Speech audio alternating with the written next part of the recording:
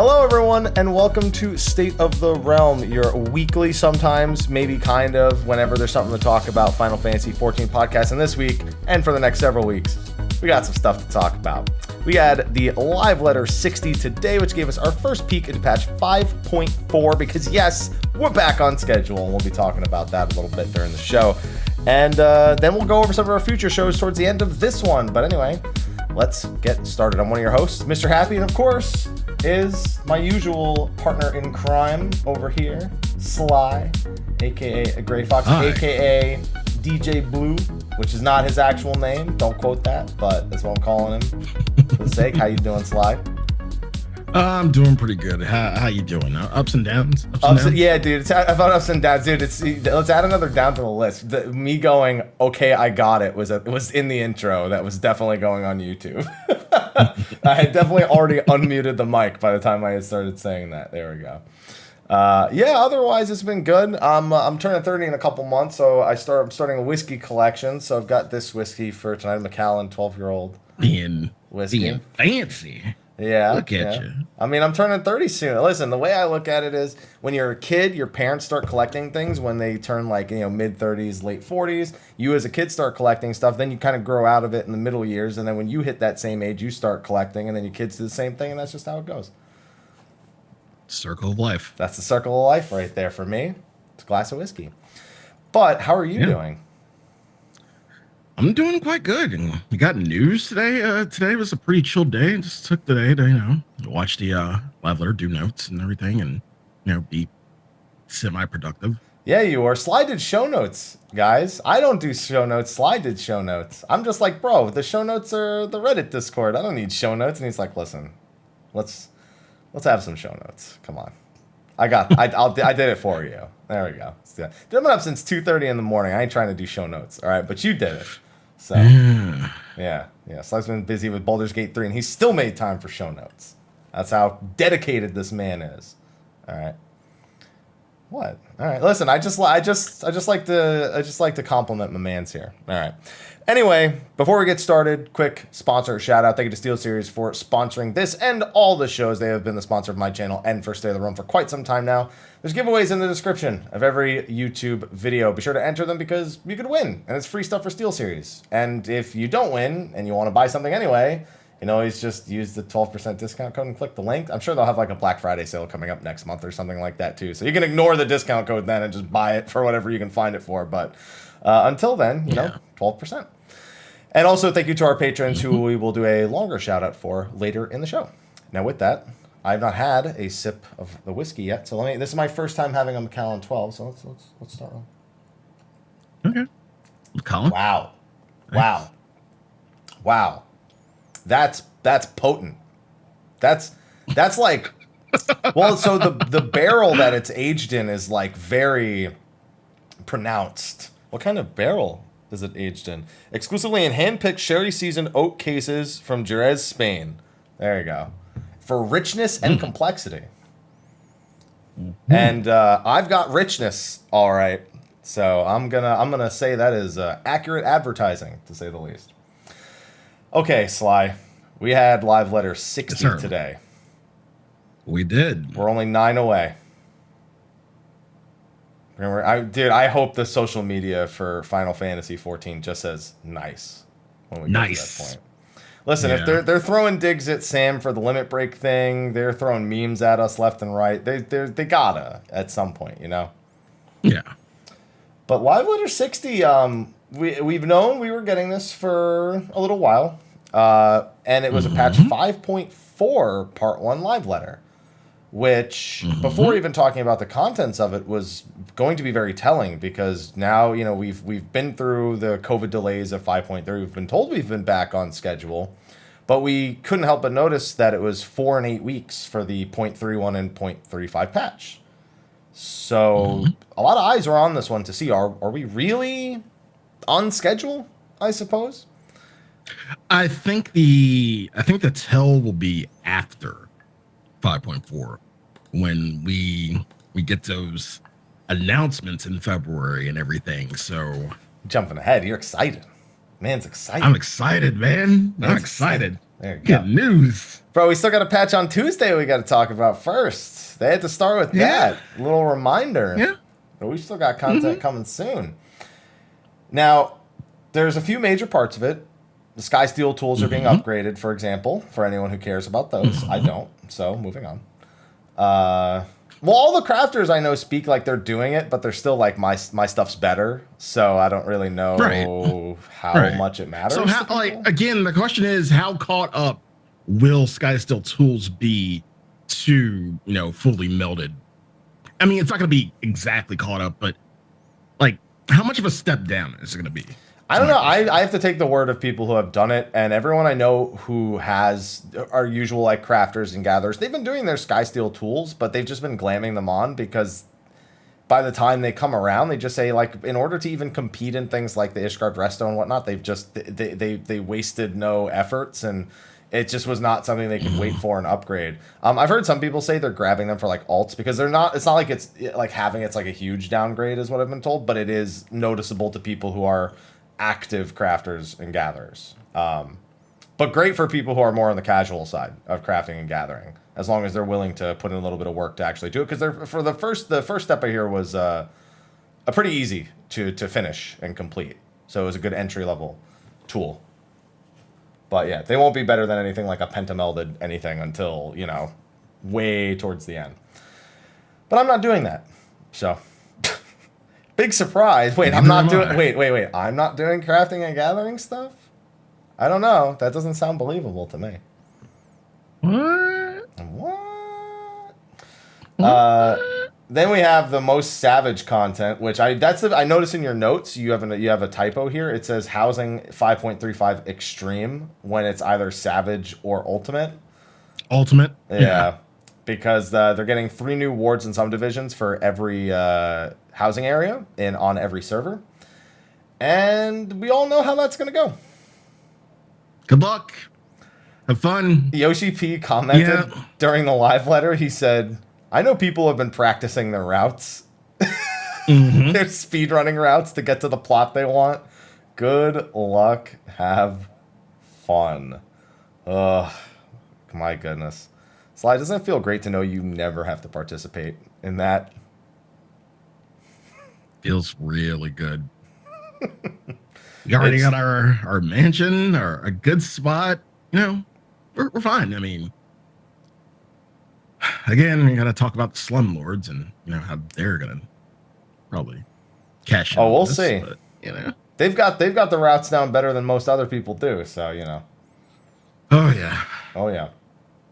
The most exciting thing for me personally coming this Tuesday is the Bajin Southern Front. We've been talking about it nonstop, both from a story and lore perspective as well as an actual content perspective. It is going to be used to level from 71 to 80 for anyone who still has jobs to level there, since we won't have a deep dungeon this expansion. There's going to be new armor and weapon upgrades for the resistance weapons. The armor will be used inside of the new instance in 5.4, which we'll talk about a bit later. There's going to be mounts, there's going to be actions, and hopefully there's money to be made. Oh, there will be. There better be. There will be guaranteed. Listen, I know how much money I made in Eureka. I gotta make some money in Bajja too. I gotta make a little bit of that. I've only got 1,200 materia saved up for 5.4. That's not enough, Sly. 1,200 of each. Sorry. You'll get through it. You'll eat through it in 5.4 with the new in about 4 seconds. Materia melting. Yeah, we'll talk about that later. Exactly. That's actually hilarious. Yeah. How are you feeling about this Tuesday? How's your mentality going into Bajja? How are you approaching it, if at all? Are you going to be doing this? Are you going to be taking the alternate route in order to try out getting a weapon, or are you going to stick to Bajja? I think it's nice that they give us options. Like you have, stuff like pose and an alternate route instead of just doing Bajja. I will be doing Bajja. I mean, it's there. Why not? Why not see what it's like? I mean, Eureka was there, Sly. But we still did it. I did it. I mean, we still did it, just because we had to review it and everything. But yeah, we're still gonna fucking do it. But you have options. Do you? We're just gonna see how it pans out, and we're gonna try to make some money some jobs and everything, and Don't worry, if we don't make money here, I already see money being made in 5.4, but we'll get to that when the time comes. But that's for this coming Tuesday. There's not a whole lot to talk. We've talked about Bajra before. They just reiterated everything we kind of already knew was coming on Tuesday. I don't think they showed off a few extra armor sets. That was about it. What did you think of the armor? Because like when I saw the armor, I'm like, man, from an aesthetic standpoint, because I feel like it's really, in terms of motif, I get it. They got the motif spot on, Bajra resistance. But it didn't look spectacular. I feel like to compare it to Eureka, where, the motif was spot on, it's an unfair comparison because they had to, I felt like they stuck with the motif. And while that's a good thing, it just doesn't look spectacular.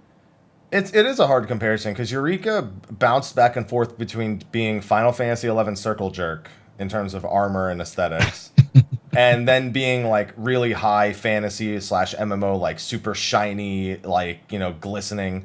It's very different from the fact that this first set of armor, whether it's upgradable or not, we don't know at any point in the future, is that it's very grounded. It's very gritty. It's got this very gray, and not just because I'm colorblind, color scheme. No, you're right. I can not just because I'm colorblind. You're right. And it's very much grounded in like the type of content that we're doing, which seems apt, but that's only gonna sing to certain people. I mean, I know people who hate the over the top shiny stuff like the tank armor from Eureka, and they prefer something that's like gritty and grounded and whatnot. I mean, the Eureka stuff, what to me was pleasant. I mean, it was not just the fact that it was shiny. I mean, that kind of helped too. Yeah. But it looked good. It looked good. It felt fantasy to me, and this feels, meh. I'm a fan. I don't think I'll necessarily wear it over anything I have now. At this point, I've had so many years to collect armor that it's just hard for me to really care. Maybe the healer stuff I'll wear. I was a big fan of the tank stuff. I kind of like the Assassin's Creed tank style, like hood and everything. But other than that, yeah, I'm not over the top for it, but I do like it. I like having different styles in the game versus just same style over and over again, whatnot. So. That is what it is, but yeah, it's okay. I suspect it'll definitely be a love it or hate it kind of thing, and not like a middle of the pack feelings for it. So they led with that. They led with Bajra and all that. The 5.35. I guess a little teaser and reminder that we have coming for Tuesday, which our next show will be our impressions on Bajra. It'll be a week from today, so today is the 9th. It'll be on the 16th. Whether it's at this time or earlier, Sly and I didn't discuss, but Sly and I made sure to discuss actually quite a few shows that we're going to be doing for the next several weeks. We've actually planned out like the next 2 months for you guys. There's only like 1 week we're not 100% sure about. But then we got into patch 5.4, which it's almost weird because this live letter is so timely after everything that we've been through this year in regards to schedules and the safety of the development team and everything. It's almost strange to have something that feels on time. Definitely. I kind of wasn't expecting. I was expecting more 5.35, and them to go into a lot more detail, which they did.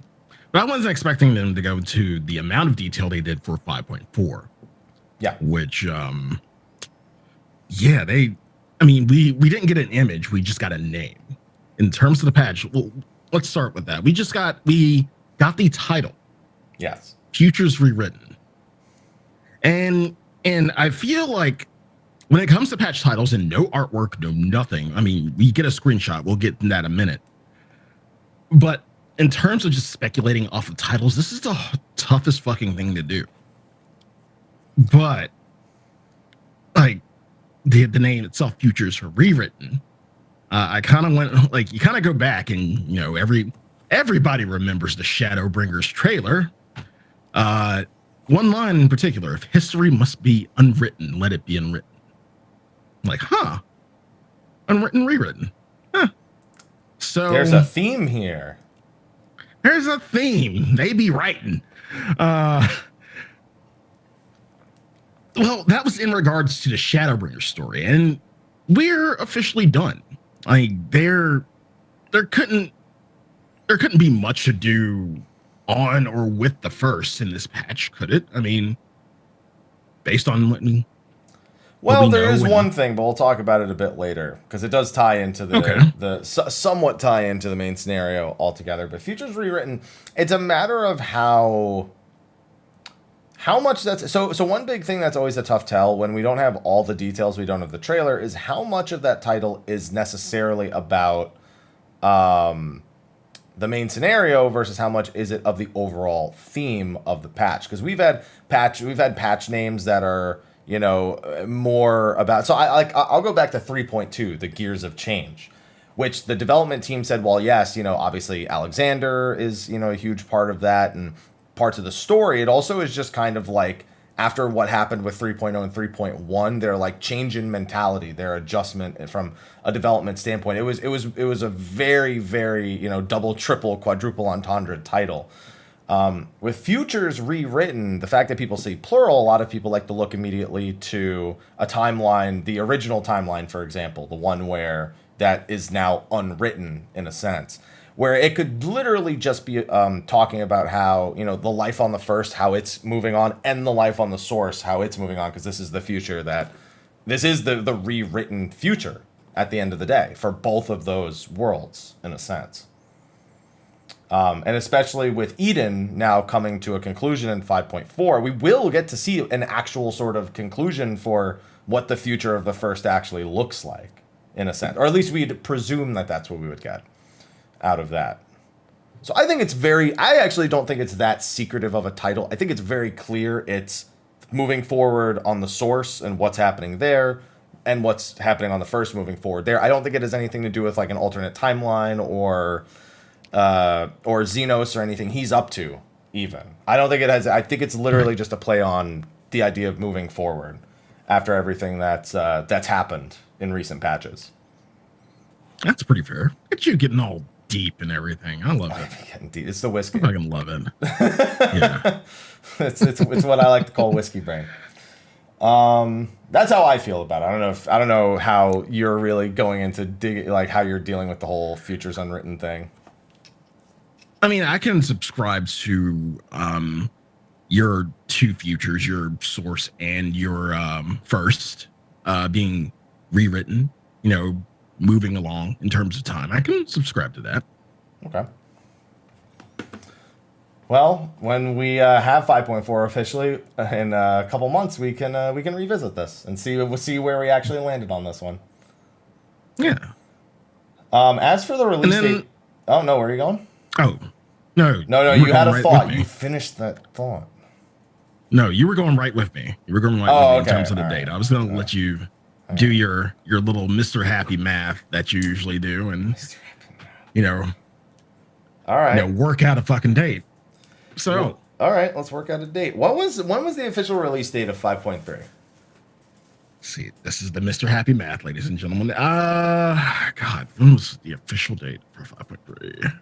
I would like to say it was August 11th. Can I get a fact check on that? August 11th? Mm-hmm. Believe August 11th. I see one August 11th in the chat. I would like to believe that is an accurate number. Okay. Let's add 16 weeks to that. 18th, 25th. Let's see, that's 2. September 1st, 8th, 15th, 22, 29. That's 7 weeks. October 6th, 13, 20, 27. That's where we're working at. That's another 4. So that puts us at 11 weeks. November, we got 3, 10, 17, 24. That puts us at 15 weeks. December 1st puts us right smack dab on week 16. That is our normal schedule. They sometimes do a 17-week schedule, which puts it on the 8th. I think the 8th is the actual correct one. Okay. All right. And here's the thing. They said early December, so we know it's not the 15th.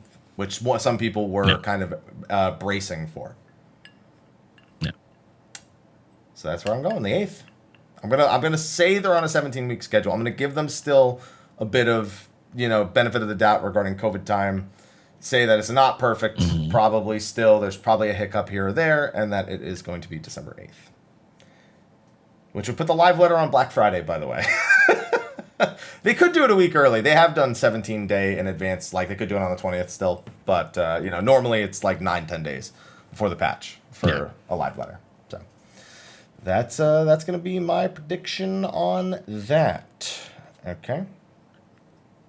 Mr. Happy Math, ladies and gentlemen.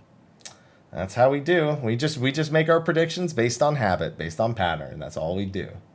Yep. And pretty much after that, Yeah. Walk us in. And pretty much after that, they kind of went into a little bit of detail about patch 5.4. We see they give us a screenshot featuring Amric, Lucia, and Vanu. Sonu Vanu. I can't remember his name. He's the chieftain of the Vanu tribe. Chieftain. Yeah. And we haven't dealt with the Vanu. Yeah, we haven't dealt with the Vanu in quite some time. So I'm kind of glad to be, going back and seeing the Vanu, and hopefully we'll see some of the other beast tribes too that we haven't really interacted with for a while. Well, I mean, it's worth remembering that as much as we have, some relations with a lot of the beast tribes and the ones that aren't worshiping the various primals, that a lot of the nations still don't have dedicated relationships with any of these factions. Like, maybe some individual NPCs do. And so moving that narrative forward, I mean, if for an actual united region, it's not too hard to believe that maybe at least Ishgard is starting to maybe create some cordial relations with the friendly Vanu tribes at the very least. Yeah. And but it still was not. Listen, after everything that's happened in Shadowbringers, seeing just a picture of Amric, Lucia, and the Vanu is like, what the? How do we get to here? How is this where we're going? This isn't what I expected. We're back on the source. We're back on the source. We're dealing with source problems. It's just, but it's still so weird. It's been so long since I've even had to look at these things, like to even think about Vanus and Amric, and it's jarring, in my opinion, at least. I think it is. I mean, it's good to see the old boy. I kind of miss Amric and Lucia. I mean, I've been seeing him every week. Every time I do the Fox Hollows, I get to see him every week. Every time I go into Idleshire, there he is. Stop it. There he is. That's Amric. He's named after Amric. That's Amric. My little fox boy. But as if the Heavens Ward themes weren't kicking up enough, then we see Matoya's name show up as well in the name of the new dungeon. Matoya's Relic. Which one? Yeah, you know how I feel about the whole Matoya situation. Is this where Y'shtola takes the mantle? Truly takes the mantle of Matoya? I mean, I'm saying there's only one way it ends. I've been saying it for years. Matoya's going to give her life to help Y'shtola overcome this whole thing, and then Y'shtola's going to take on the title. She's dying still. She is still dying, as much as we like to forget that plot point. So something's got to give at some point. You would think Matoya would feel a certain bit of snark. You would have to figure that she knows what Y'shtola went through on the first. So you would have to think that Matoya feels some kind of snark. You took my fucking name, huh? Yeah, I'd imagine. Matoya. There is a quick dialogue option, but it's just to basically let her know that Y'shtola's back on the source. They haven't seen each other yet. Yeah. But the more interesting word in that everyone focused on was the word relict. Because they're like, what the hell is a relict? And so I've got a definition for you. A thing which has survived from an earlier period or in a primitive form. This can be an animal or a plant that has survived while others of its group have become extinct, like the coelacanth, or a species or community that formerly had wider distribution but now survives in only a few localities, such as a refugia. I think that dungeon's inside the Crystal Eye. Wow. I wouldn't be surprised if she keeps a breadth of knowledge in there. You're thinking it's a mind dungeon. Sort of, yeah. that she keeps, because that's a relic. Most likely the crystal eye, as far as I remember, is a shard. I can't remember if that thing was a shard of Hydaelyn or not. I can't remember if it was. I feel like I remember that kind of, but it's my memory of it's not brushed up, I suppose. Some sort of shard of Hydaelyn from ages past or something like that. So that's pretty important. That's old. That's a relic potentially. Yeah, it's a third astral era crystal of light. Yeah, so chat's confirming that for me. So that thing's a relic. Yeah. So I feel, well, it's not a shard of Hydaelyn then. It's a crystal. A crystal of light's not necessarily. I don't think those are always one and one, but it's still the same. Yeah. Yeah, but still, that's bro. It feels good to have some of these things back in the limelight. Matoya, the Vanu, Amarik. Everyone wants more Amarik. They tell us on social media at least. Yikes. Man, it's feeling like Heaven's Ward again, man. No, it's Stormblood again. It's always Stormblood. No. It always has been Stormblood. No. It always will be Stormblood. It doesn't matter where we go. No. It doesn't matter what we see. It's always Stormblood. Nope. What was 2.0? Stormblood. What was Heaven's Ward? Stormblood. What was Stormblood? Stormblood. What's half the content in Shadowbringers? Stormblood. Where are we going in 6.0? Stormblood. All right? God, I hate when you're right. It always has been. Always has been. Well, moving to some good stuff. After that, they went into the Sorrow of Werlyt. Now, he started this by saying, someone actually made a real-life model of the G-Warrior. First of all, can somebody find a picture of this? Secondly, Square Enix store, I don't ask much. I really don't ask fucking much, but please, if you would do what did they call it? The Meister series of figures? I don't know. I don't buy the figures. If you could do one of G-Warrior, please and thank you. That would be great. Or you know what it's gonna have? It's gonna have the emote with the sword being pulled out. That's what it's gonna come with. It's gonna come with the emote with the sword coming out, the Gundam emote. I guarantee you, if they sell that model, it comes with that emote. 150. Do we have? Is the God damn it. Is the Gynax pose already in game as like a stance? No. There it is. That's what I'm saying. That's what's gonna come with the statue. It's gonna be the when he pulls the sword out of the hilt, swings out, and then it does the sparkle, and that's what's gonna be the emote that comes with it. I'm telling you. No, the Gynax pose when you just stand arms crossed. Oh, I mean the Lalafell has that. Lalafells have that as an idol pose. Yeah, we're getting a Gynax pose, and either that or they're putting it on Mog Station. Either or. One of the two. Yeah. But Emerald Weapons next. Better take that material off, ladies and gentlemen. Not allowed here.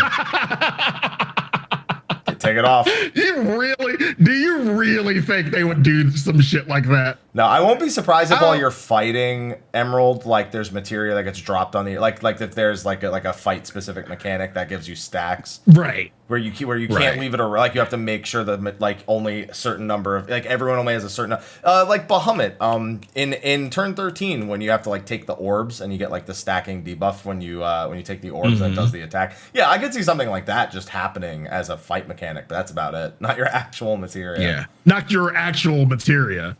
It's like, well, fuck. Yeah, I mean, most raiders would be fucked anyway. Yeah. On the irritated. No light rampant. Jesus. No light rampant. No, don't worry. No light rampant. I didn't say that. Mm-mm. Nobody said that. That's nobody wants that. We're past it. No. Right? Yeah, that's how I think they'll do it. They'll make it like Bahamut, like turn 13s, but like an extreme, like a casual version of it.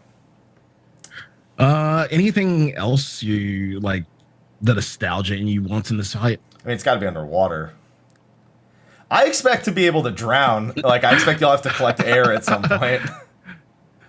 He's gonna try to drown us. I can feel it. Okay. That's what's gonna happen. He's gonna try to drown us somehow. I just want to know, obviously, the Oversoul. That's the biggest question everyone always has. Yeah. What is the Oversoul? We have nothing to really, nothing, no really a foundation to build it on, because we don't think it's going to be Nail again, and we think Gaius is going to be last, so Diamond Weapon at this point. So yeah, we don't know.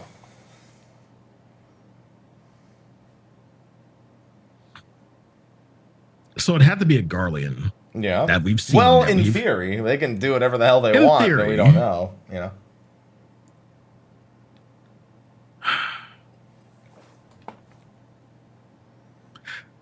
I was gonna say Ratatan, but no, that just seems too easy. that would be the easiest fucking Oversoul. What? Because he's got big shields on his arms. Emerald's got big arms with like shoulders and shit. That's it. Right. Yeah, that's it. That's all you need. But that'd be the easiest Oversoul fight ever if you do Ratatan. Wow, that's fucked up, man. Those missiles hurt. Back in the day, those missiles hurt. Back in the day, those missiles hurt. Nero? I don't think Nero. I don't know. I mean, Nero's a possibility. It's a possibility. There's of course also the possibility it's fuckface who drinks milk, and that'll be our first dig at him, I suppose. I mean, maybe Emerald will shoot milk out of his cannons on his arms. Stop it! Just load him up with milk. Very milky Emerald weapon. Just have an attack called Hot Milk. That's it. Just scolding hot milk. Like it's a McDonald's coffee. What would be the achievement? Got milk? I don't know. That's not clever enough, I feel. Yeah. No. It's all right. Emerald, just be on the lookout for Emerald weapon shooting milk, and I promise it's milk. Right. Yeah. Yeah, I'm looking forward to Emerald weapon. I'm looking forward to being better than Ruby. Way better. Man, let me tell you about Ruby Weapon. I could talk about Ruby Weapon all day. I've got all the Ruby Weapon experience I need now. Oh boy. As somebody who has 99 Ruby totems, I am very aware of Ruby Weapon, my friend. You sweet summer child. And I have to do this 99 times, so I really hope it's good. Well, I don't have to do it 99 times, but knowing my luck, I have to do it 99 times. Good luck. Good luck. Thank you. Have fun. Listen. Yeah. I don't know about that second one yet, but we'll find out after SOS. It's going to be a tough call. Yeah. And then they went right into the next and final phase of Eden, Eden's Promise, the conclusion of Eden. Now, before the data miners get a hold of it, which we know they will, and they'll make their predictions, and they'll be like, "Oh shit, they're kind of right. Holy fuck! Was there anything you were expecting or hoping or want to see out of the final phase of Eden? Like fight-wise? I'm telling you, it's going to be Ultimecia. I've been saying it for years. And Ultimecia is going to be like a future version of Gaia or some shit. Trying to send her consciousness back in time or some shit or like that. Who knows? But I still think Eden's going to be the last fight again. I think it's going to be whoever the Gaia's fairy is going to junction to Eden Prime, and we're going to have that, but final version, final boss version. Mm-hmm. So that's where I'm going with that one. I need some time compression in my life with a K. Just to make sure. Now, the interesting thing is you actually have to finish 5.3's story in order to do this. Yep. Which makes me think two things. One, they just want to make sure it's canonical that Thancred and Urian J aren't there. There's a reason for them to not be there. She wants to refer to them in the past tense as if they've already done 5.2's quest and 5.3's story, and that way they can talk about them leaving, why they're not there, with a bit more freedom. Two is I forgot where I was going with that. Actually, I should have led with the first one. I should have led with this as the first one because I had a funny thought that was not really serious, and now it's kind of left me. I have no idea, but I'm looking forward to it. That's left my brain. What about you? Of course, I'm looking forward to Ultimecia. I feel like with this iteration, I feel like we're going to be getting a lot more original fights. So 3 original fights, and then original. Like original, quote unquote. not like these bosses have never existed anywhere else, but they're not the 6 old primals again. Right. Right. Right. So I feel like we're gonna get that and Ultimecia. But you think they stick Ultimecia? You're saying for the final fight we fight Eden again. So we're getting Ultimecia before Eden. Yeah, I think Ultimecia will be 11, and that Ultimecia junction to Eden will be 12, like Dark Eden. Mm-hmm. Yeah. So I would expect 9 to be a boss from Ultimecia's castle. So some sort of void scent in this case. I'd expect 10 to be a Griever equivalent. I'd expect 11 to be Ultimecia, and I'd expect 12 to be Ultimecia attached or, junctioned to Eden. Mm-hmm. Those are my predictions. I don't really have a solid prediction for boss 9. There's a bunch of them from the castle. None of them, in my eyes, are very special. So they'll just pick one. Who knows? Okay. So that's my predictions. Boss for boss. And if I'm right, you can thank me because I was right about Eden's. I was right about pretty much almost everything about the last tier. I did indeed guess it would be Shiva last. It would be Herace Velger. Would make an appearance. The only problem was them doing 4 different fights. They combined one, and then we got E7, which I guess you could call a fight. Yeah. Yeah. Yeah. That's it. Yeah. I mean, after the first week wears off, you're like, yeah, this really, yeah. Wow, this is a fight. This is a fight. Of course. Yeah. And then, fun stuff. Job adjustments. I mean, they didn't really talk about it that much, but no, but did they go into more detail off post or off No, so they said mostly the same thing. So the only job they really talked about is Monk because it's getting a ninja level rework. They did this in Live Letter 59 also. The only thing is last time they said Grease Lightning was going to be made a trait, and that was it. They did very little to clarify what that actually meant for the job. There was an additional comment this time that it specifically won't need to be stacked. So, like, it's a trait, sure, whatever, but they specifically say it's not like a stacking buff anymore. Just as you level up, the Grease Lightning effect increases, so you'll just naturally be faster at higher levels. Which obviously has a ton of implications for things like Tornado Kick, Anotman, people wonder about Six-Sided Star, how is that, like, how are all these abilities going to change? Because the entire job was always based around playing around Grease Lightning, and that's not kind of held back by that anymore. So the reins are just kind of free, I suppose. Yeah. So that's it. They just said they want to make sure it feels busy still. That's the number one goal that they have. I might play it after it comes out. I don't want to commit to playing it before they rework it and then find out I don't like it for Prague. But for my casual time afterwards, yeah, I'll probably give it a shot, see how the rework feels. As a monk lord myself, I feel obliged. Monk lord. Yeah, to do that. Not the more exciting thing for me, though. Not the most exciting job they talked about. So, Save the Queen 5.4. Nope. We're staying right here. Staying right here. I'm blue. Dabu dee dabu die. Dabu dee dabu die. Dabu dee dabu die. There you go. If I was green, I would die. There you go. Blue Mage is getting its level 70 update at a time I did not think that was going to be happening. I did not expect that for 5.4. Level cap's going to be increased to 70. New gear, new spells, but more importantly, new achievements, baby. Give me that blue mega. Give me blue mega 04, 08, 012. Give me blue cob. Give me blue woo. Give me blue Rika. I don't care. Whatever it is. Give me blue on high. Blue of the dead.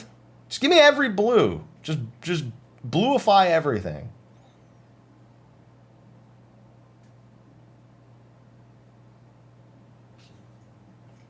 I'm ready. I'm pumped. I bet you're ready. I know that you're ready to do all the things and get the mount or whatever it is at the end of this. And yeah, I know you're ready. I can't wait to do the blue legend.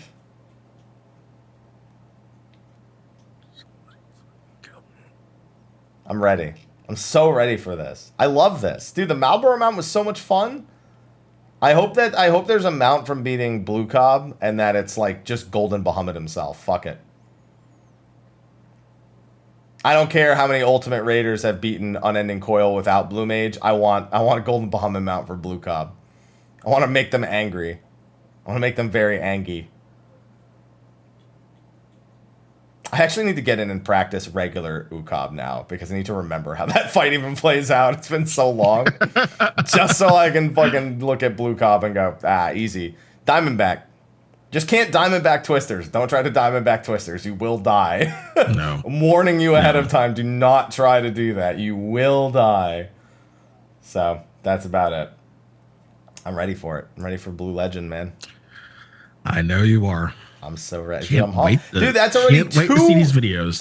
I get Raid Prog in Savage. I get Raid Prog with Blue Mage, and it's Blue not Mage. even done there.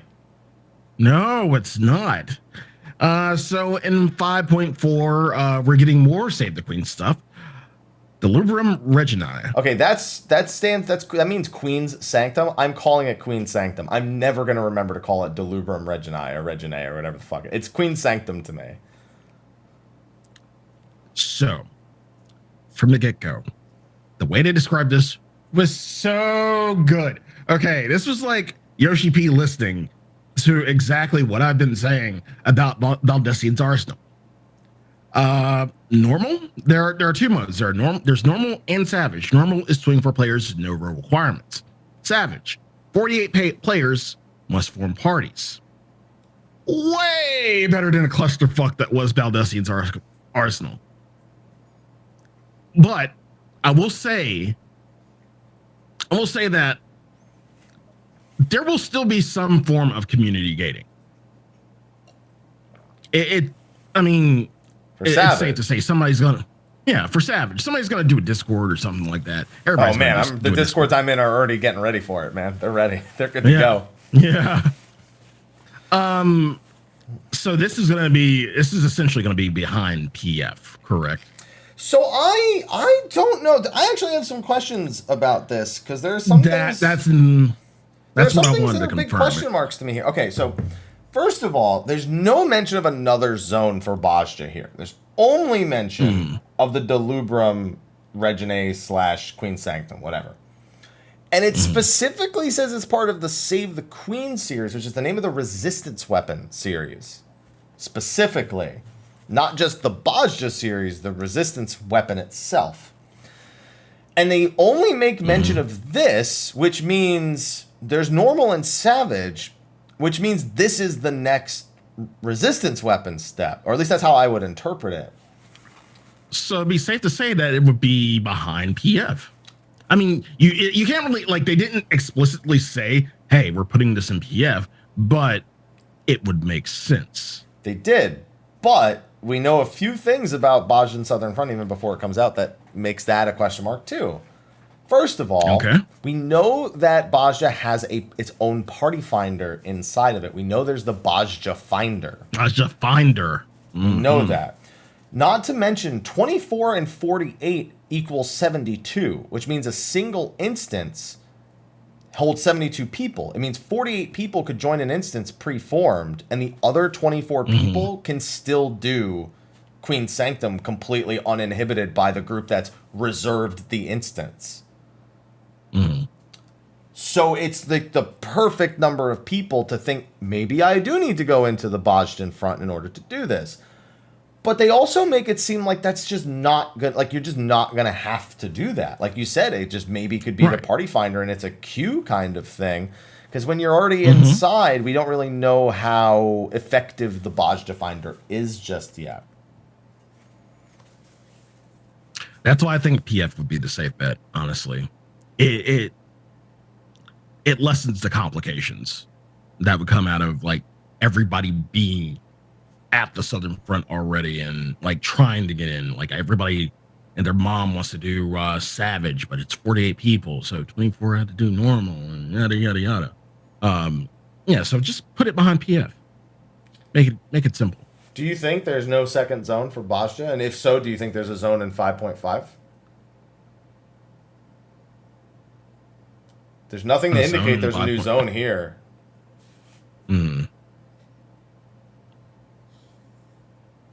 I don't think there will be a zone in 5.5. Do you think there will be a zone in 5.4?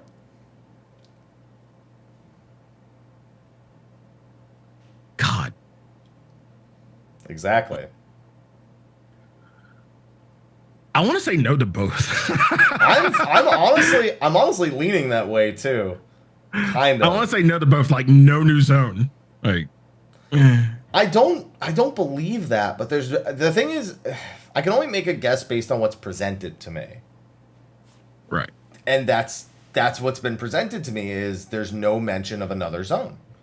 And why would they skip a zone and then do another zone unless they're planning on doing another zone plus another BA equivalent of BA3 in the 0.5 patch?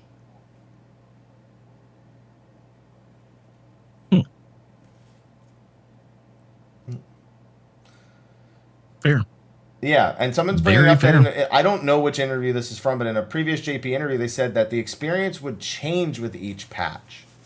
So, like, one patch is a trial. I guess we got Memoria Mazera. One patch is a field area. One patch is a public dungeon. The last patch. We also know they said that they wanted to finish ultimate development quicker than usual because they wanted to start working on something brand new. We don't know what that brand new is, if it's a 6.0 or if it's whatever 5.5's equivalent is.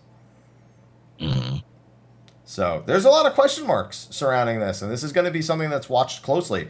Because depending on how they do it, it makes kind of sense. If you can level inside of Bosja and you can raise resistance rank, how much of a reason is there to do that? It's weird to me to think that in 5.4, after everything we've been through, that we'll still technically have an instance where we're just storming Castrum Lacus Latoris. You know? Mm-hmm.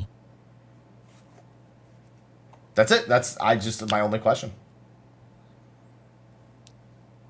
Not your only question. There are a bunch of questions. It's my big question. It's my biggest question. Your big question, yeah. But more importantly, we can only see. When Blue Mage hits 80, can I goat here or can we do De Blubrum Regine? So next they went to Crafters. Crafters and Gatherers, first Crafters. They're adjusting less frequently used actions, and for expert recipes, they're introducing new crafting additions for recipes from 5.4 onward. Cool. Neat. Neat. Like, I got nothing to add here because I don't craft. Neat. Just crazy. They're still adjusting actions for crafters. They're still not done. Yeah. They're still figuring out that we don't, like, there's a bunch of shit that we don't use. When he says we, he means him and I, not everyone, just to be clear. They're just realizing that there's a bunch of shit that, like, crafters don't use. But still. The more interesting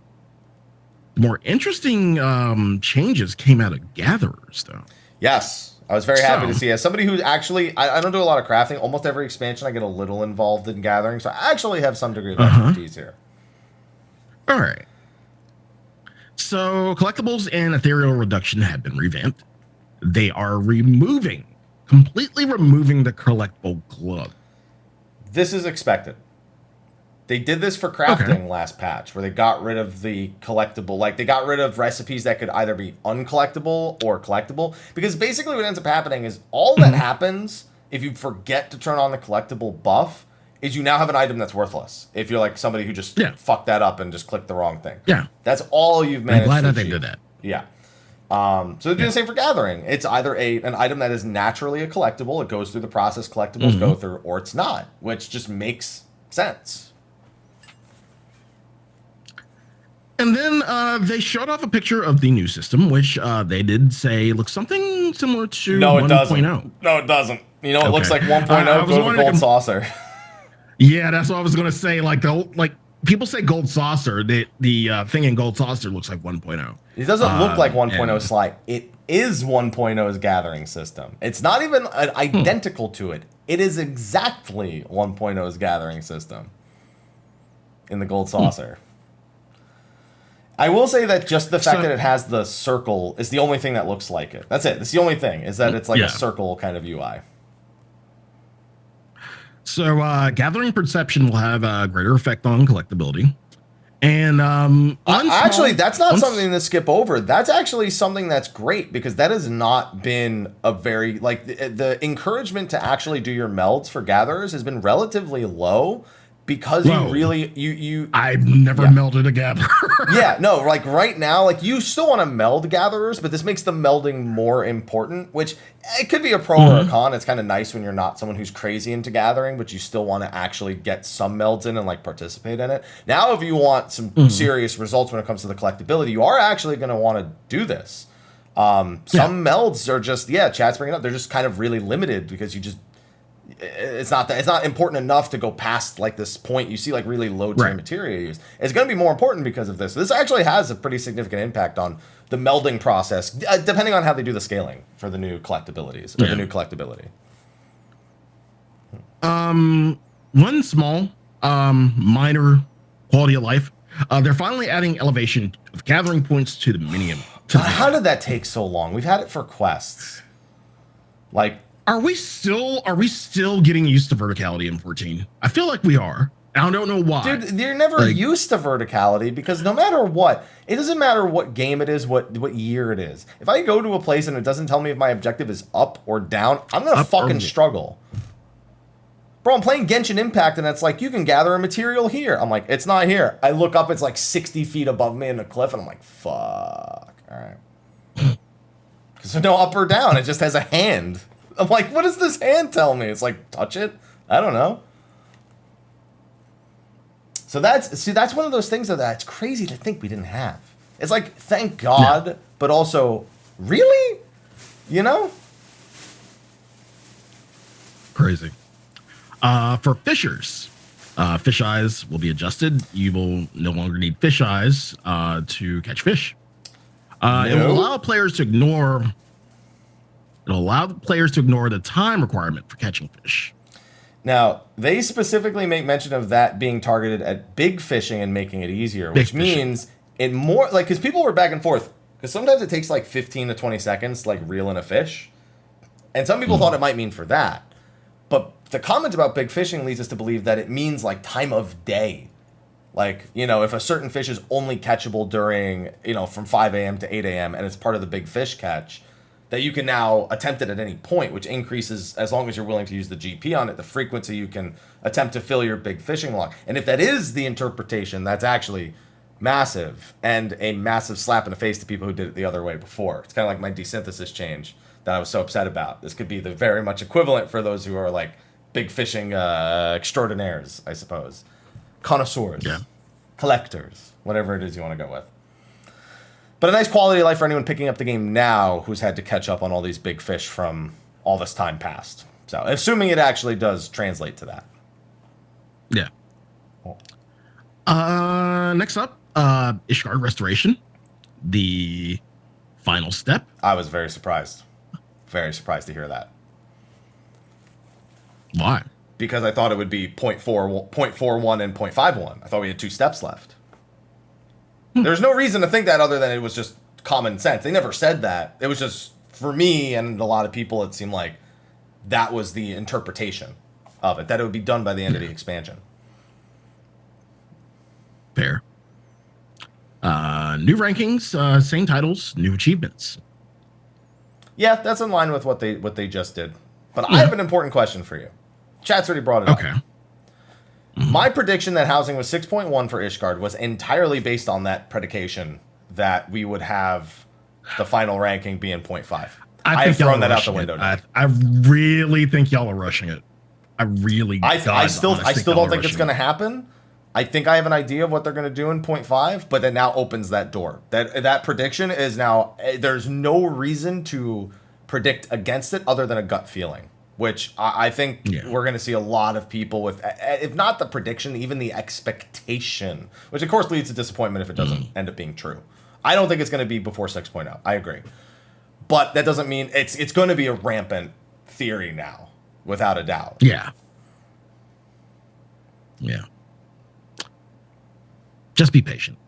Well, you'll get it. You'll get your Ishgard housing. I have an honest question for you. I have an honest question for you about Ishgard housing. Do you think it's going to work like the other housing districts, or do you think they'll finally learn their lesson about housing and do something that's more accessible to everyone?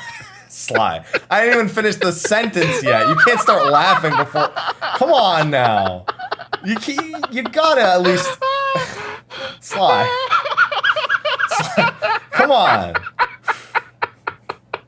Oh, fuck. Oh, you're funny. Oh, that's good. That's good. Whew. Whew. Shit.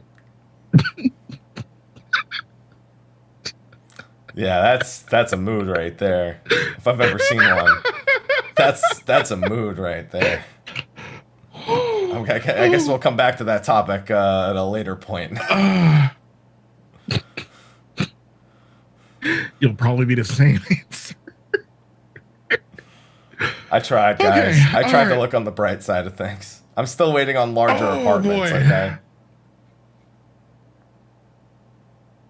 But they're still not learning their lesson in terms of housing. Hey, if I can upgrade the size of my apartment, that's one lesson learned. That's just one more to go. Oh, boy. As far as I'm concerned, that's an improvement. I might actually, seriously, if I can upgrade the size of my apartment, I might actually use it. Yeah. Dead ass. And if it allows me to spend my gil on something, sure, I don't fucking care. What do I need my 191 million for? I've got 1,200 grade 7 and 1,200 grade 8 materials plus extras ready to sell off in 5.4 when I'm fucking done with them. Yeah. Skystill's tools, further enhancements. We kind of spoke about this earlier. It's not really catching up. It's not even catching up to fully melded, crafted. But, it's something, like you said, it's something for alts. Yeah. Something you can We talked about it earlier. Yeah. Yeah. Not even just alts, again, for people who are just not into pentamelding and they kind of just want to work on something, Yeah. I work on relics. I don't need them. It's like I can do the raids or the Crystera. Like, it doesn't matter. It's sometimes it's fun to just work on something. It's content. It's content. Yeah, if we say so. Unreal Trials. Okay. First off. Are you laughing at my note? Yeah, I'm laughing at your note. Okay. Yoshi P, no. Shiva Unreal was not too difficult. We just all forgot how to do 2.4 Shiva, and or people never done it before. Oh, all right. Wait. Pump the brakes. I got a comment on that. Okay. All right. Sly. What? There's a lot of people, like you said, who weren't around for Shiva back in the day. It's a new fight to them. They got to learn it from the ground up. Yeah. Cool. Whatever. That's not necessarily what made it so much problem as the item level sync, making it so when people do anything even remotely close to underperforming, that fight turns into an absolute shit show and you fail the DPS check. Mm-hmm. It is really rough when you're doing well and you've beat the enrage by a decent time, but you know that a couple mistakes just leads to that item level sync really hammering home the point. Catching up to you. Bro, especially when you get 4 sword transformations in a row, because that reduces the damage she takes. So if your team's already kind of subpar and you get 4 sword modes, sorry, but nothing you can really do about it. Yeah. No, other than just, bring less tanks or something like that and just hope that the extra DPS makes up for it. We used to solo tank Shiva back in the day. You can solo tank this one too. But it was a weird comment to hear him say it was, and I quote, too difficult. I almost feel like he was patronizing us. And he was like, she was too hard, so we'll do Titan next. And it's like, I don't know if that was exactly what you meant to say. No. And you really think it's Titan? You really think they're sticking with ARR? I think it's Garuda. And yes, I do think they're sticking with a Realm Reborn. I don't think they'll go past A Realm Reborn until we're into 6.0. I'm predicting Garuda. Okay. I kind of agree that they will probably stick with ARR. However, if they do dip their toes in, maybe Heaven's Ward territory, they can throw in Ravana. I'd be fine with it. Fuck me up, fam. I would love to see an Unreal Ravana. That's all you want to hear, right? Because it's going to be a long last phase. Blood trickling down to Heidelin. We got to get our throat singing in for this one. Yeah. Oh, man. I think they're going to keep the rewards exactly the same, maybe add 1 or 2 in. I think that's going to be the idea here. I don't think they're going to, cycle out the ones we have now in any way. I don't even think they'll reduce the cost of the ones we have now. Yeah. All I know is that the second they do Titan and Ramu, we're fucked. Because the party finders for Shiva Unreal are not great. The party finders for those are going to be also not great. And you know what? Do you think Ifrit gets shafted? I hope he does. I don't know that he will, but I hope him and Good King Moggelmog can get the fuck out. I mean, there's really... I really feel like... Bro, I don't want a dancer anywhere near Ifrit Nails. You're out of your fucking mind. I don't want dancers anywhere near Ifrit Nails. Sorry, I killed one by accident. I standard step and then I technical stepped and I don't know what happened. I don't want you anywhere near Ifrit Nails. Get out of here. Yeah, I honestly think Ifrit gets the shaft just based on difficulty alone. I don't think tuning it to Unreal difficulty and tuning it up. I hope we get Odin. I do too. He is Odin's a. Oh, that's Odin AR. Yeah, Odin was he's 2.5. He was part of. He was. Yeah. We fought him at. FanFest, and then he came in 2.5. Oh God, Unreal Odin would be so good. But hell, if you think Shiva was a fucking tight check. Yeah, so that's the thing. Odin is a genuinely big problem towards the end if people are really not playing well. Yeah, it's like what we experienced at FanFest and what we experienced in patch weren't that far off. People are talking about Odin being a mechanical joke. Have you done Shiva? Because they're not that different mechanically. Have you? You have not done Odin's. It's not Gungnir. What is it when the whole arena starts to bleed? It is Gungnir. Where you have to take down a spear. He throws Gungnirs, but I think. Oh no! I'm thinking the Anheriar DPS check. I mean the heal check on Anheriar. Yeah, no, Anheriar is hurts a lot. Yeah, because Shiva's DPS check. I mean, Shiva's mechanics is literally either you send 4 different groups of 2 to corners and then AoE heal, and that's it.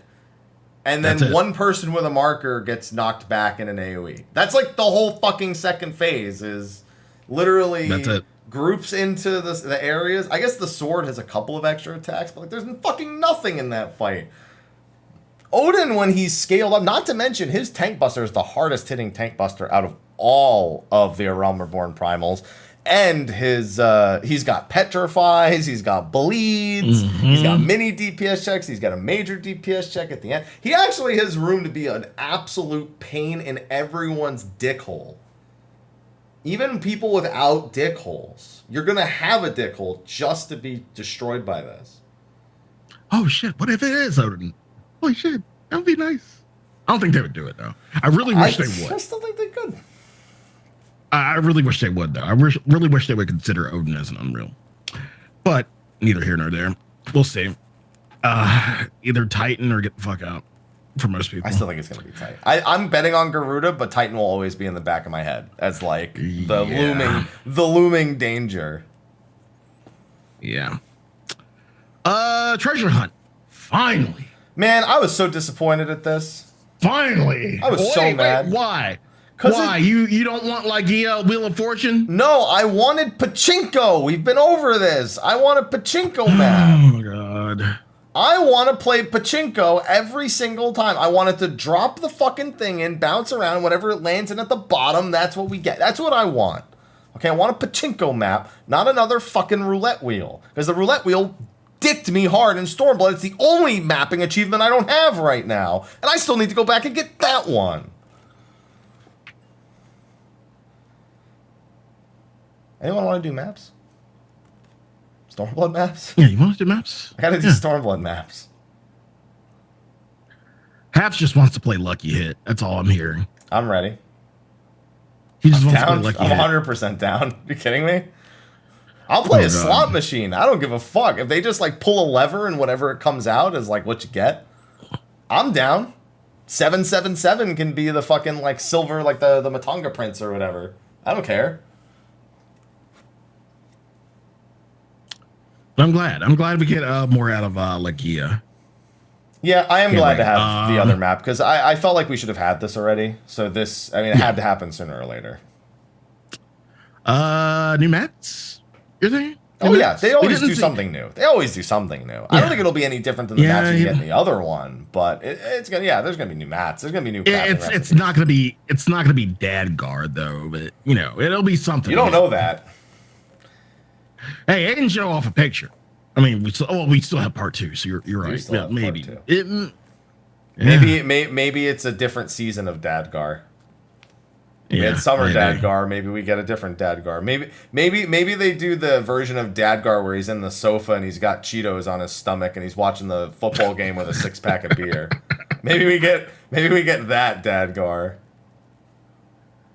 One can only hope. And then we know. No, I don't think anyone's hoping for what I just said, but yeah, sure. We get the most interesting Dadguard. There you go. I wouldn't mind a 6-pack of ale as a housing item. I wouldn't mind it. I know you wouldn't, but you'd also want a real 6-pack of ale. Yeah, of course. What are you kidding? Ocean fishing. Hey, the only thing that got me to fish in like 6 years of playing this game. New routes. They're including new routes and including additional I say routes. Okay. Either Just wanted to ask. Just wanted to see if it was a slip of the tongue or if you were going with routes instead of routes. That's all. They're adding additional objectives, which will add bonus points to your score.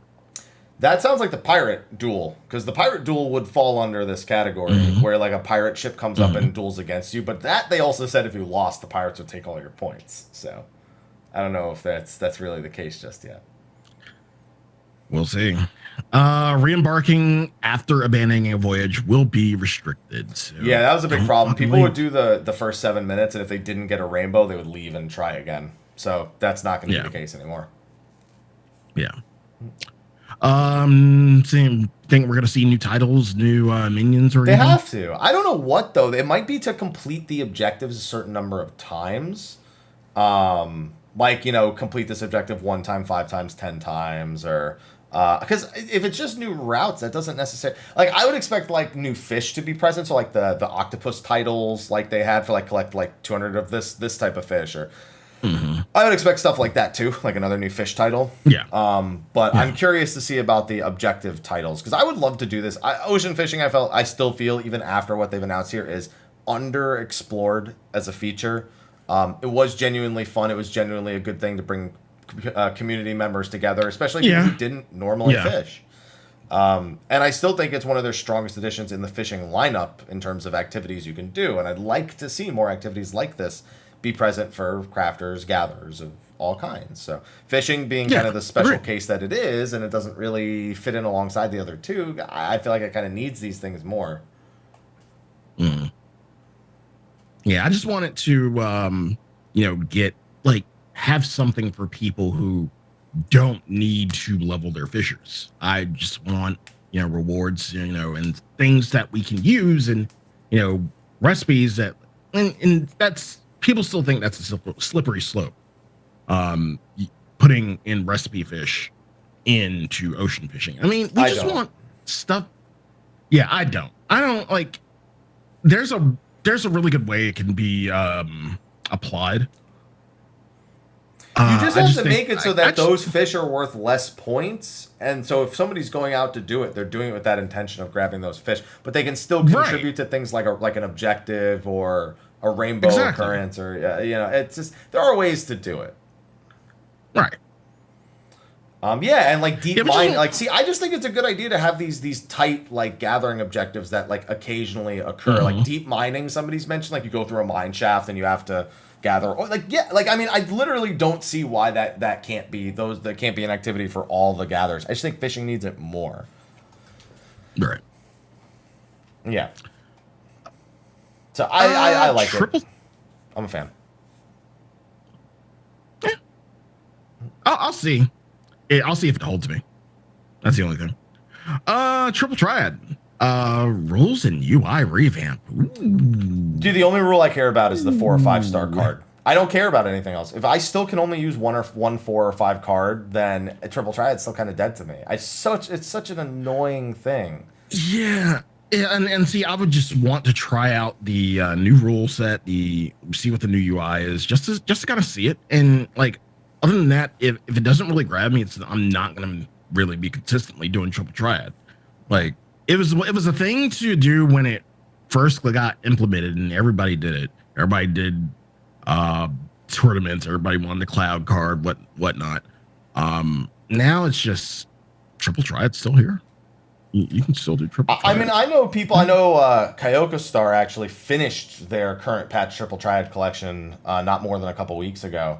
So people do from like a collector standpoint still do it, but from the actual playing it standpoint, other than beating the new NPCs, I rarely see anyone talk about it. So I like that they're kind of trying to breathe some life into it at this time, but again, that it really needs the rule sets. Yeah, they need adjusting. Except for this fucking random rule set. Abolish random. We always in Final Fantasy VIII we did nothing but abolish the random rule. What makes you think we want to see that again? Gotta abolish random.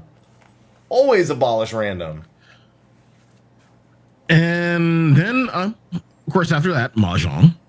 They added quick match and more UI adjustments. I feel like this is like for all the quality of life that we're seeing, and I feel like it's kind of on point with the UI designer. Yeah, being on the live letter. Yeah. Yeah. So I think it's good that they had him on to talk about some of this stuff. But even more UI adjustments and so Quick Way 6.0, please. Thank you. Please. Yeah, I mean, I don't understand any of these Mahjong. Literally, me and everyone else in my chat was like, I totally understand these Mahjong adjustments. Cool.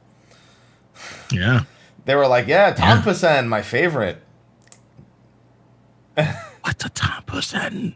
I mean, they literally say it in parentheses. It's a quick match. It's a half-length match. Like, they say what it is, but still, it's like... I don't know what this hand means. I don't know what any of it means, Sly. Yeah. Bro, the only time I've ever seen Mahjong is when I clicked it by accident on Windows 95, all right? And then I would just click pinball instead. Pinball or solitaire. Or solitaire. Minesweeper. Exactly. Yeah. I played a lot of solitaire growing up. You'd be surprised. I played it more than... Minesweeper was bullshit. It was either regular solitaire or what was it called? Spider solitaire? Yeah. That one? Spider solitaire, yeah. Minesweeper was bullshit. You just click the first one, it's a bomb, you're like, glad that fucking happened. Fuck you, Windows 95. And 98. In regards to other small quality of lives, they're adding new instruments to performance, violins. Great. Yeah. Looking forward to seeing more performances on the tubs. Materia. The fun one. Materia will continue to meld until success or you use them all up.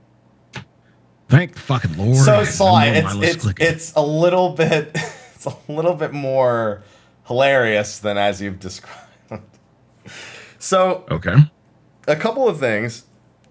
When you start the multi-meld process, it cannot be stopped until either you succeed or you're out of materia. Yeah. So if you end up using like let's say 500. You have 500 materia. If you have a stack of 500 materia, you can possibly go through 500 materia. It's like taking, what is it like? It's like taking Barney from The Simpsons to the bar. And it's like, you know what, Barney, go fucking ham. That's the last thing you want to say to Barney. That is dangerous. And then, you know, you get the results back. Oh. Okay, wait. Barney drank like 200 beers. Okay, but here's the thing, because your analogy has one thing it's not considering. They said that it happens near instantaneously, that it like calculates all your odds and does it instantly. So it's like he drank 200 beers in 5 seconds. It's like either you blacked out and it's the end of the night, here's your bill. Or it's just like he just drank all the beer in like 5 seconds. That's it. Here's the bill. Here's how much you have left. Bro, I am going to be taking bets on how many materia I go through for each. Are you gonna do a high-low, higher, lower? Yeah, I need people to go like high-low, like do like a poll system, like okay, over under 10, over under 15, like how much do you think I'm going over? How much do you think I'm going under? Because I've got 1,200. Like I said, I've got over 1,000, and I'm still going to be gathering materia. I actually could have over 2,000 by the time I get to 5.4 if I really wanted to. Right. But it's going to be pretty fucking funny. It is going to be. It is great from a speed perspective. As someone who overmelts every even numbered patch, this is going to save so much fucking time. Mm-hmm. This is actually going to be kind of getting me to want to do my main hand offhand for crafters. You know what? Get it out the way.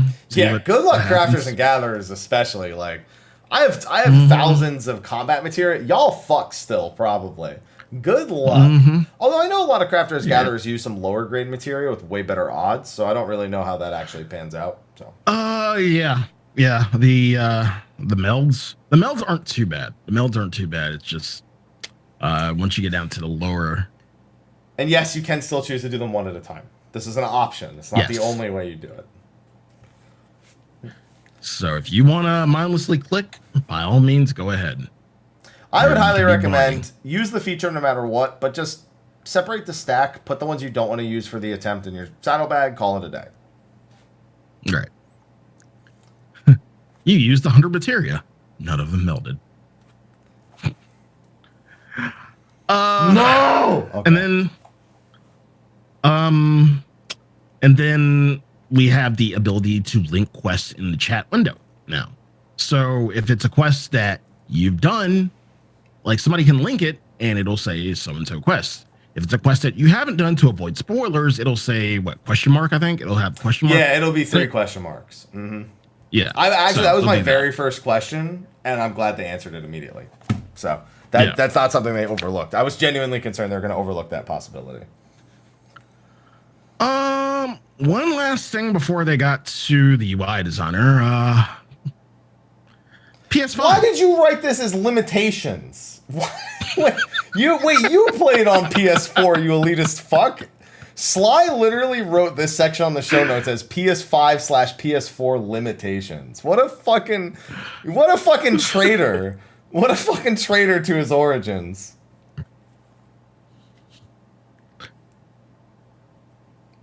Get rid of PS4 Sport. What the fuck? We're moving to PS5. We can get more in the game if you remove PS4. Just give me DirectX 12 on PC. I'm good. That's the next step for me. The PS4 version of 14 will be playable on PS5. PS4 Pro settings will be available in the system config. And PS5 will ensure quick load times, unlike PS4. Hey man, on Gilgamesh, our hunt train leader is PS4 player. How? Because he gets to go there first, so that he never has to worry. How can you have trouble with load times when you're the first one there? Jeez. He also has an SSD in his PS4. Actually, does he? I know somebody on Gilgamesh who plays on PS4. I think both of our hunt train leaders are PS4 players now that I think about it. Yeah, and Yoshi P said that he unfortunately did not get a PS5. He didn't get it in the lottery. Foxlon cracked me up and he's like, but wait, can't Wait, you? can't you get one? Don't you kind of need that for the other game you're working on? Yeah. Maybe a adventurer out there, a warrior of light or warrior of darkness will send me a PS5. So if you are that warrior of light, of warrior of dark, or warrior of darkness who sends in the PS5, you are getting a lifetime sub and a fat cat giant cushion. Well, I've got a spare, but he's just got to cover shipping to Japan. Yeah, there you go. So that's it, Yoshi P. Call me. Yeah. And as far as that was pretty much it for the first part of the live letter. They went to break, of course, showed off the what was it? The Limit Break trailer. Limit Break video. Yeah, the Limit Break trailer. And then well, they left us with a bit of a teaser before that, but then they immediately answered what the teaser was after the break. They just showed some mounts in Grand Cosmos, like players on mounts in Grand Cosmos. Yes. And that blew our fucking mind for 15 minutes. And then that's where Kei Odagiri, the UI designer, came in. And I always say, like, whenever we talk about UI, I feel like we should have Avalon Star here because he would be the We'd have to do the whole show on UI because he is very elaborate. If you guys haven't watched Avalon Star, back when the media tour came around last time for Shadowbringers, he actually did some UI related videos for some of the new features. And as someone who he does UI development, so that is something that is always very interesting to listen to his input on. And yeah, there are a few interesting bits. We always call, most of us always call this stuff fluff, but we did get some tidbits out of it. First of all, being Explorer mode. Yes. Ethis finally got his lore tour wish. Yeah, well, sort of, because it's only for 5.x dungeons and onward. That's what I'm saying. Yeah, he won't be able to go back until they add the past dungeons and they shoehorn it in, I guess. But yeah, I'm okay, dude. I love this because here's the thing: whenever I'm making videos, a lot of the times I just want creative shots, but there's only so many places I can do them. I don't use G-pose or anything fancy like that, but sometimes I just want running footage of like a certain attack being used or like a perspective of an armor or something, and I go to like the same few locations because it's like how many there's locations around the world, but I just want to go to I don't want to go to like a random corner of the peaks, or maybe I need a striking dummy or something. And this, I can put a striking dummy down and I can use this for like verses, for example. Like if I want like a new perspective on like, some Dragoon footage or something like that. I'm a huge fan of this, not even just from the lore tour section, but from the creative section, from the people who are going to use it for either specific G poses or for YouTube style videos. Denmo came to mind as soon as I saw this. Exactly. So I'm a huge fan. I'm a huge fan of this idea. I'm glad they're finally getting around to doing it. But it hasn't been all sunshine and rainbows because apparently they've had a lot of internal bug reports when it comes to this feature while it's been in development, like more so than anything else they've been doing. Yeah, so we're gonna have to wait and see how this pans out. Yeah. But I'm looking forward to it. I'm looking forward to being content creators being able to utilize this more for their content. And for ERP, they can fucking Grand Cosmos now. They don't have to do it in the quicksand. Yeah. It's perfect. They have their own private quarters for it. God damn it. Another thing Odagiri mentioned was themes. And one theme he showed off was what I like to call the classic Final Fantasy theme in terms of UI. And we've seen it before. Whenever you do like Heaven on High or Palace of the Dead. I'm gonna blow your fucking mind here. Okay. They mentioned this theme back in patch 2.1. They were being asked when they would release the API for Final Fantasy 14 so people could develop add-ons. And they had said, we're not sure if we're releasing it, but we're thinking about doing other themes for the game, such as a classic Final Fantasy theme. Well, technically, this isn't the first theme. I mean, we have light mode. Okay, so like I said, this is the first theme that's come to exist. Oh, God. And it's cool that we're finally getting that. All right. But the thing for me is that if finally something from the 2.1 days that was promised has been delivered, dude, Eggy Glamour, there's still hope one day. There's still hope. They haven't given up entirely. They just got to find the right time. Just got to find the right time to do it. Other than that, another thing they said they wanted to add, or Odagiri wanted to add, and he had to, and Yoshi P said, you know what, this is okay. Go ahead and say it. Go ahead and say it.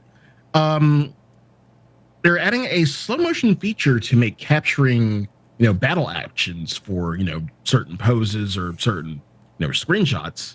They're adding that. What else did they say about the slow motion feature, Sly? Do you remember what else they had to say about it?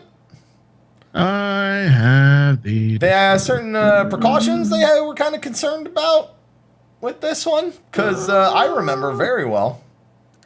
Okay, if you remember, go ahead. They said they had to be kind of careful with slow motion because some models are, in the game, maybe not conducive to slow motion for the sake of their ratings. They apparently had issues with the ratings for the game for E8 Savage. They said that was cutting it kind of close a little bit with their rating of teen. So they're still a little scared about that slow motion a little bit. Y'all just nasty. They sure are. Y'all just nasty. I said this earlier, I'm going to say it again. If you have any friends who ever say something like, oh, well, that's the legal age in Japan, or, well, she's actually a 1,000-year-old witch, don't be friends with them anymore. Degens. Don't be friends with these people degens. anymore. That's it. You don't have a friend circle anymore. I don't care. It's just cut the circle in half, throw it away, get away. All right? There's a perfectly good necromancer. That's not where I was going with that, Sly, but yeah, sure, we'll take your route. Yeah, sure. We'll go with his route. Why not? I already did so much art in that one. Jesus. Still going with it. Still going. Yep. Slow motion feature. Please look forward to it. Hi. Other than that, more G-Post features. And really, they said they weren't really sure what they wanted to do with that because they were like, we kind of exhausted most of our ideas. Yeah, they kind of done a lot for G-Post. I mean, what else would you want? They just said G-Posters out there. More stickers was like a thing. They said they're not gonna done thinking about it, but they said almost every idea they wanted, they've exhausted. G-Posters, if you're out there, let us know in the comments. Don't let me know. I don't care. Let them know. They don't read my comment section. Go put it on the forums.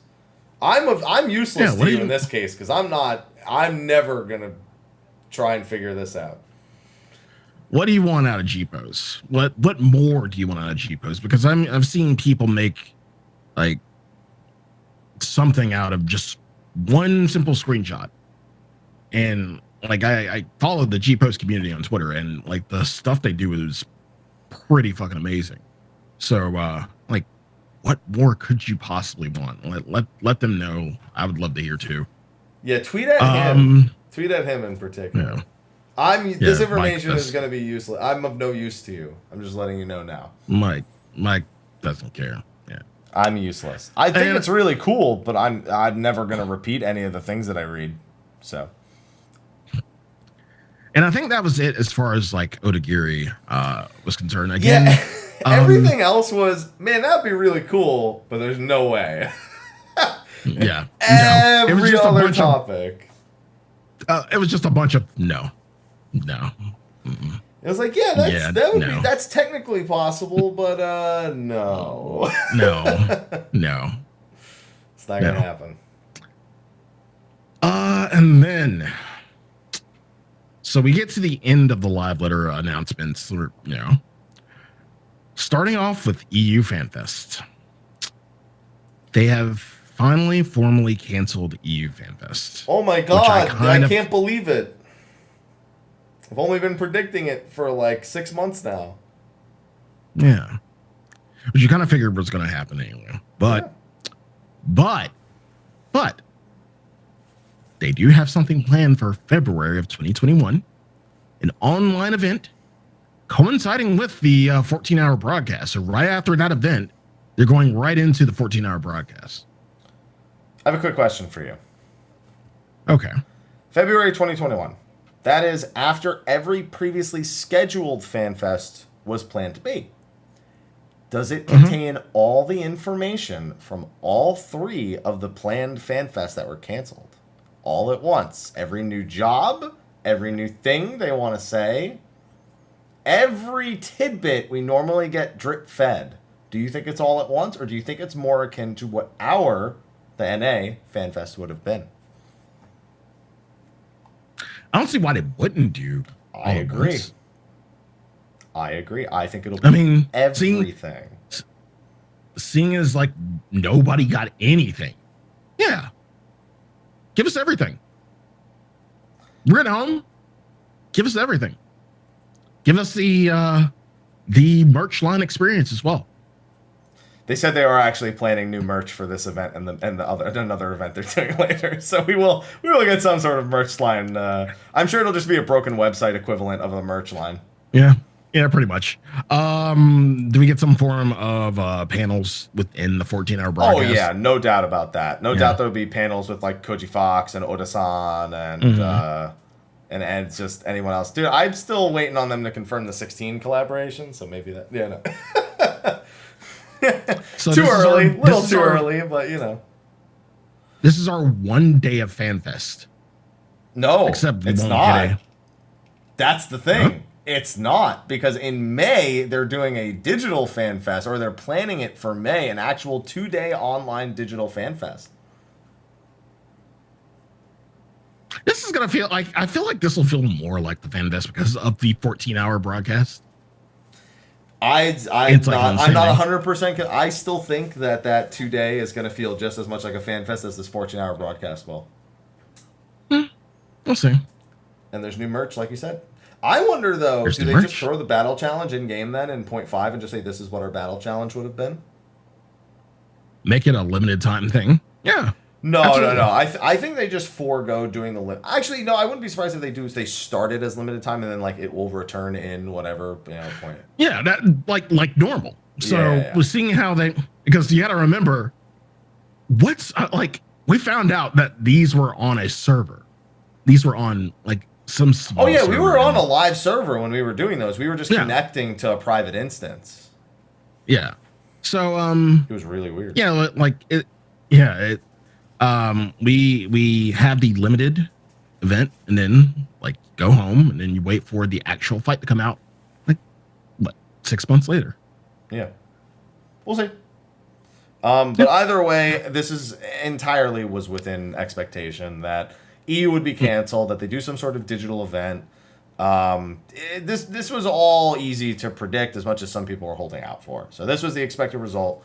I'm glad to see we now have an official plan. We have official, times to look forward to. We don't have exact dates, but reasonable time frames with which we can expect to hear the information we are very excited to start hearing about. Yeah. After that, they announced something. I don't know how to take this. The Lodestone Community Funder, place to find link shells or FCs. They have a promotion going on where they're going to have a promotion going on where if you post a recruitment, you'll get fireworks. Sly, have we ever talked about how JP does features like this way better than NA and EU? Every time. Well, this is a JP feature. Here's another one for the list. Here's the thing. The Lodestone is very popular in Japan. They use the blogging function. Yeah. It's very frequently used in Japan. In NA and EU, I'll speak for NA. People use it for confirmation of identity for things like, I think, FF logs and Baldessian Arsenal discords, like confirm your Lodestone as well, so they can check for clear status and whatnot, so they can properly organize you into the right groups. I know very few people who use the lodestone personally, so my perspective is anecdotal. Mm-hmm. I see this going the way of fellowships in NA and EU. Fellowships, very popular, very effectively used in Japan. Not so much everywhere else, because when I go to the NA fellowships, it'll be like Hrothgar Feet Club or something like that, and I don't want... Do you really think they're going to only take it away for 2 regions? No. It's going to be available for every region, but only one region uses it well, is what I'm saying. Okay. Are you saying they were just going to take it away for NA and EU and just JP? No, but quite frankly, seeing how NA and EU use half these features, they probably should. Again, Hrothgar Feet Club. I'm not gonna disagree with you there. I'm not. We're fucking degens. Don't say we. I don't want to be in that group. No. I'm not part of Hrothgar Feet Club. You're in North America. You follow Fold. Shut up. Yeah, and I regret that decision every day.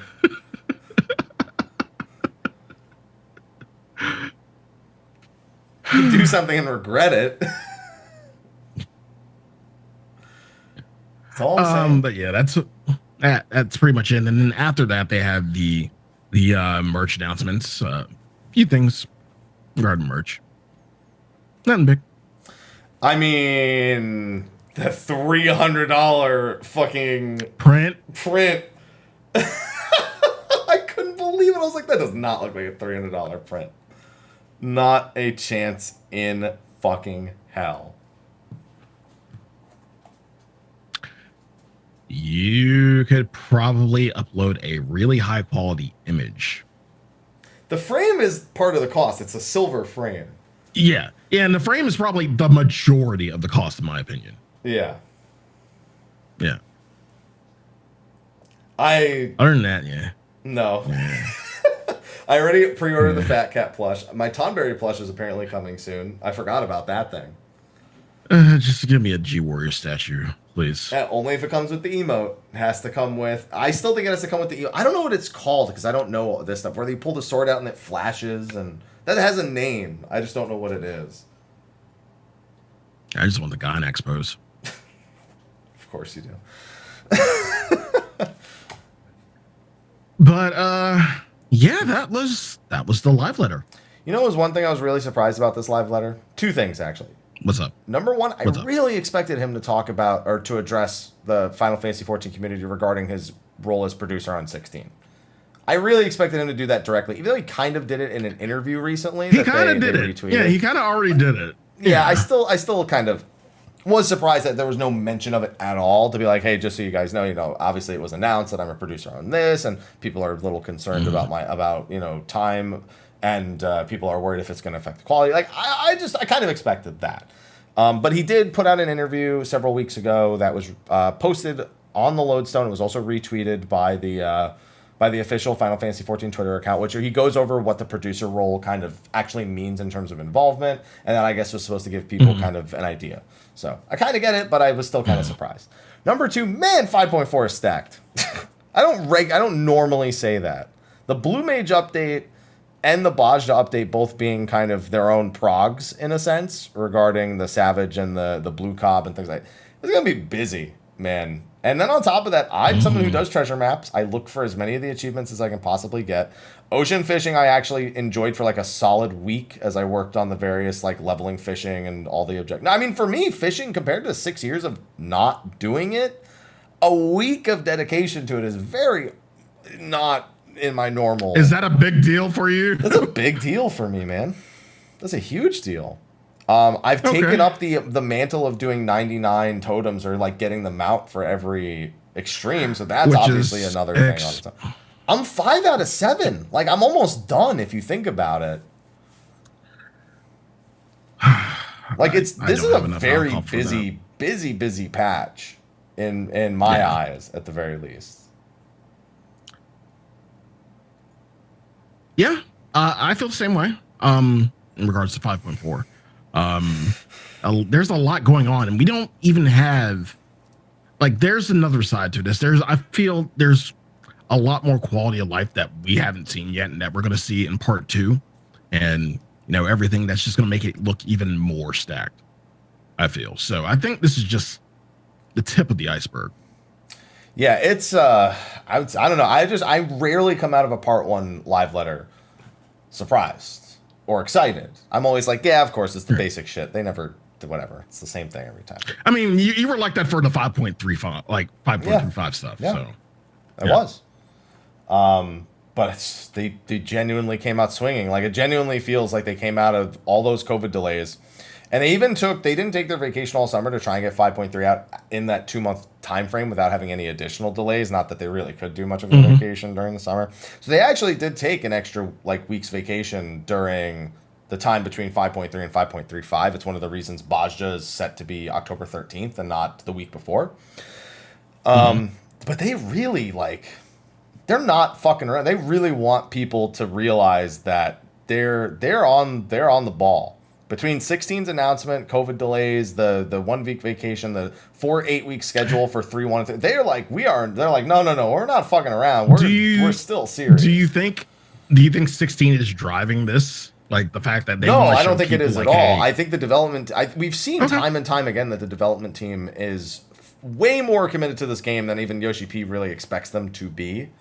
And it's just on a different level than we see with a lot of other development studios and a lot of things, like teams that literally go out of their way in their own personal time to achieve things like having any sort of headgear that works for Vera Hrothgar, or being able to actually fly in a Realm Reborn, or adding Mahjong just because you enjoy it in your spare time and trying to incorporate it into the game. We see that time and time again, and just the volume of 5.4 it seems to be another testament to that, at least for people who have a breadth of experience or a breadth of interests when it comes to what you can do in Final Fantasy XIV, touching up on old systems like Triple Triad, and touching up on systems that people have been wondering about like Blue Mage, and on top of that, taking on the Baldesion Arsenal feedback directly with a normal Savage mode, different equivalent with...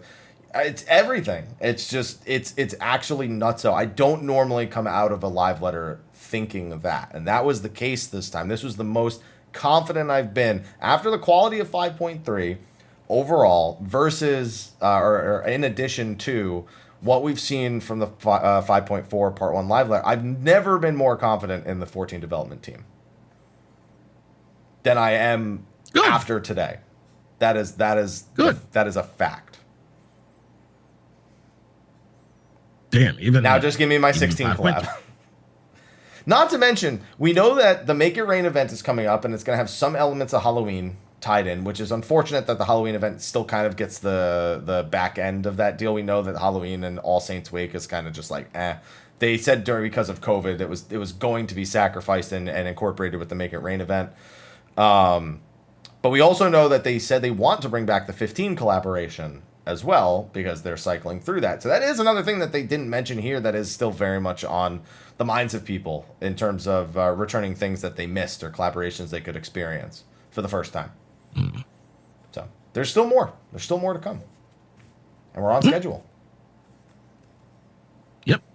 Above all else. That's the important part. Feels good to have an idea of where our shows will look for for the foreseeable future. After all the... Although, I mean, to be fair, we had some great shows thanks to COVID. One of the few things that came out of it was some shows we don't normally dedicate time to do, but we had some awesome guests, so we made the best of it. We made more than the best of it, I'd say. Yeah. So that's my closing thoughts about our live letter and our show this evening. Sly, anything from you? Yeah, I'm looking forward to Bajja. Again, that's one thing if you may or may not be into the whole relic run, that's fine. I'm generally not into the relic grind. I'm into the content itself. So I'm not really there for a weapon. I'm just there to do the content. So I'm really looking forward to Bajja. 5.4 looks really, really good. Can't wait to find out more. Can't wait to be able to extrapolate more lore from it once we get more information. Looking forward to the future of Final Fantasy XIV.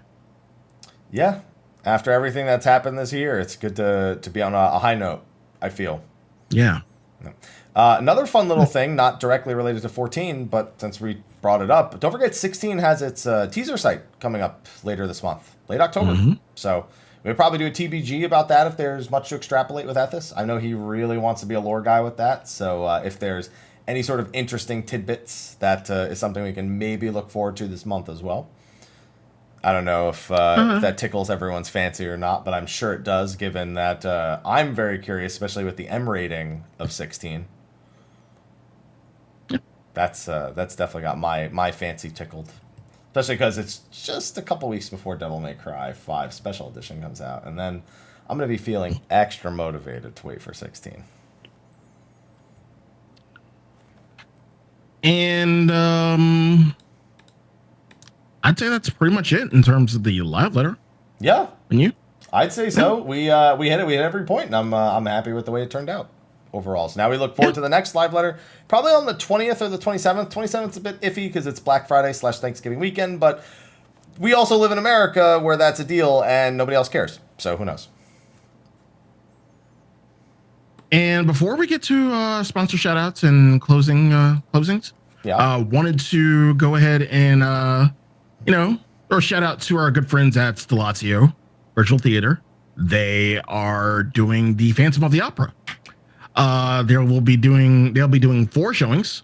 October 3rd, Friday, October 3rd, Saturday, October 24th, and 2 showings on Sunday, October 25th. They've been teasing this for a while, and it's really good to finally see it, almost here. So, if you're on Crystal, I have a character on Crystal just to see these. So I will definitely be there. If you're on Crystal, definitely go check it out. Stellatio, an amazing production company who puts on these shows. Yeah, definitely check them out. All right. You heard the man. Go check it out on Crystal. Click that tweet. I'll throw the tweet. Actually, let me save it now. That way I can throw it in the YouTube version. Otherwise, if I don't copy paste it now, I'm gonna forget. Sly, reminder, I didn't even do notes for the show, so if I don't write this down, I'm actually surprised you didn't throw this in. Actually, I'm gonna throw it in the notes. That's someplace. Yeah, I'm gonna throw it in the notes just so I have it real quick. There we go. All right. There you go. Yeah, that way I'll know definitely to add it to that. Allure tonight? Oh yeah, that's right. It is Friday night after all. You doing some Allure tonight, Sly? Possibly. I got some things to work on too, and possibly. All right, that's cool. All right, well, with that, I think we can wrap things up for this week's episode of State of the Realm. So as a reminder for what our schedule is looking like for the next several weeks, we have to speak to Ethis regarding lore shows and or Air Zivias, but we do, of course, have our patch 5.3 Air Zivia Extravaganza, which is going to include patch 5.3 and patch 5.35. That is going to be probably 2 or 3 weeks from now. Sly and I spoke about these schedules for the show. We're not going to spoil everything that we have planned past the next week or 2. Next week is going to be First Impressions on Baja. We're going to be live Friday at 4 p.m. Pacific Standard Time. That is the current plan. If we have a guest from Europe, that can always be noon Pacific Time. Sly knows the drill. I'll get back to him on that one. If we have a guest that requires an earlier time. The following week, we will be doing the lore show on Baja and or Air Zivia on October 20th. That will almost definitely be at noon Pacific Time, since that has to be an Ethis show. If we don't do Air Zivia on the 20th, we will do Air Zivia on the 27th, which again would be noon on a Tuesday. And after that, I'll leave a few surprises. Depending on when the live letter is for patch 5.4 part 2, we will either have a show guaranteed on the 20th if the patch ends up being December 1st. I'm not betting on that. If they do a live letter on the 27th, that one will tentatively be on December 1st for a show, because it's Thanksgiving weekend, so we probably don't want to use that. And then another show that Friday for preliminary patch notes. So, plans galore. Rare that we have this. Yes.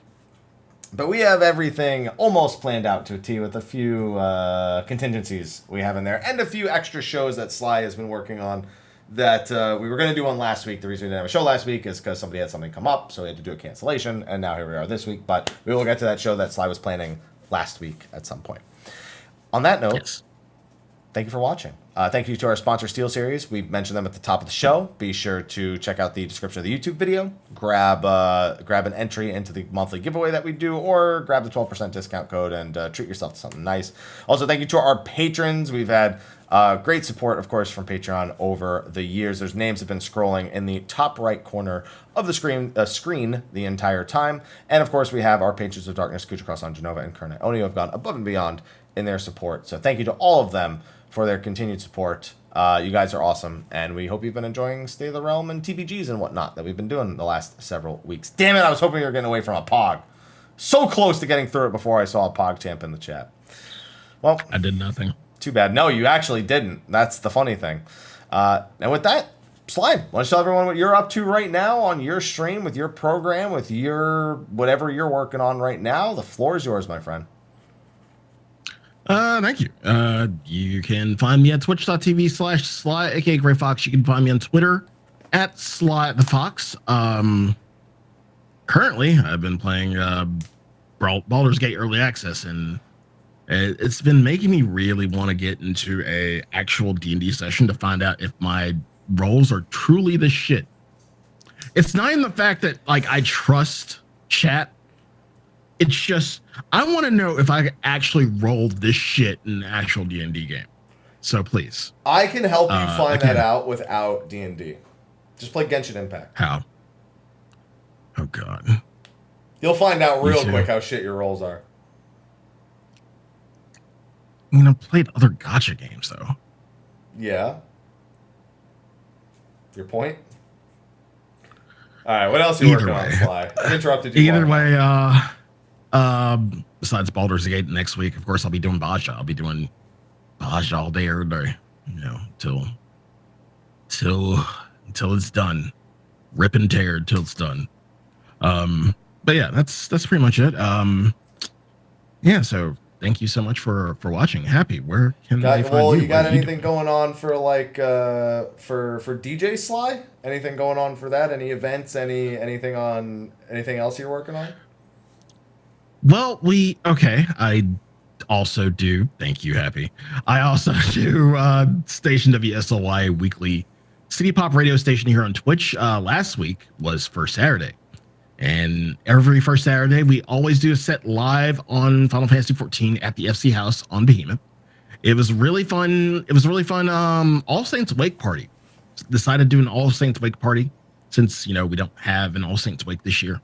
So it was pretty fun. Had a costume contest and people dressed up. Fun times had by all, good tunes.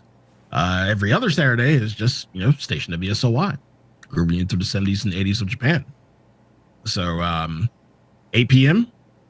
You want some good tunes? Come on 8 p.m. on Saturdays. If you want some good tunes, come on by. And yeah, that's again, thank you, Happy. Now, where can they find you? Well, I mean, Sly also, he has a Patreon where he works on certain things. So because he doesn't want to shout everything out, I'll do it for him. Because we were talking about it before the show, so it was fresh on my mind. But as for me, you can find me, Mr. Happy1227, Twitter, Twitch, Facebook, YouTube, Instagram. I've been doing a lot of YouTube the last couple weeks because I've been obsessively playing Genshin Impact. Obviously covering some recent stuff with Final Fantasy XIV. Do want to do a quick Genshin Impact video, talk about pros and cons of the game, how I felt about it playing it for the past several weeks as someone who is AR 38, disgustingly so. And we have, what else coming up? Crown Tundra is coming up for Pokemon. I just want to hunt some more shinies. I don't really care about most of the other stuff they're doing because I just hunt shinies. I'll do the same in Temtem. I gotta hunt more shinies. Hunt more shinies. Also, obviously, for November 12th when the PS5 comes out, Devil May Cry 5 Special Edition, Demon Souls, both of which are high on my list of things that I have to get through, that I have to throw a ton of time at, and I cannot wait. Baja next week, of course. Genshin Impact. Sorry, I gotta take a back seat for a week. Doesn't matter. Patch 1.1 ain't till November 11th anyway. But I played a lot of Genshin Impact as well. And today, somebody donated and got me a Dillic pull. So I'm doing pretty good today. Today was especially effective in that regard. But I've also got some other secrets in the works that I can't tell you guys about yet. Can't tell you. Just know there's some secrets. There are secrets, but you have to figure them out yourself. And, okay, with that, Sly, I think we are good to move on into a short post-show before I go grab something to eat. Maybe the rest of my leftover pizza. Because I gotta wake up early. So, Sly, my strategy for patch days is always eat pizza, get itis, fall asleep early. Or eat Chinese food, strategy. Get itis, fall asleep early. I get to do that again Monday for Tuesday. Strategy. Yeah. That's what I'm all about. I need to get some food. Damn get some right. food So for I still got Monday. leftover pizza, so that might be dinner tonight. I still got teriyaki chicken that I cooked up. You know, maybe I'll just heat up something that's a little less healthy. I'll grab like cream cheese and jalapeno wontons or something like that. You know, maybe just grab something. You know. It's going to be a good night. But anyway, thanks everyone for joining us for this week's episode of State of the Realm. We'll see you next week with our first impressions on the Bosjan Southern Front resistance ranks, the resistance weapons, and probably not anything about Skysteel tools because we probably won't do it. So good luck to anyone who is actually doing it. On that note, we'll see you then. Until then, you have a good one and take care. See you next week.